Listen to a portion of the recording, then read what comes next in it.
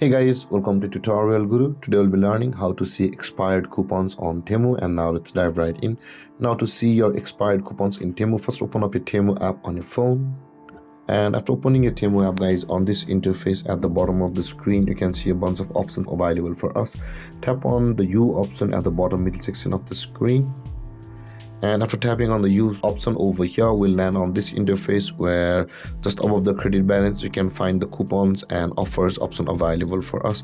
Now in order to see your expired coupons in Temu, tap on the coupons and offers button and we'll land on this interface where at the top of the screen you can see, guys, currently we are on the unused section of the coupons and offers, but at the right side of this there is the expired option available for us, and this is the place where you will be able to see your expired coupons in Temu. And if you have any confusions or questions regarding your topic, feel free to comment in the comment section below, and don't forget to like, subscribe and hit that bell icon for more videos. Thank you for watching, guys. Peace.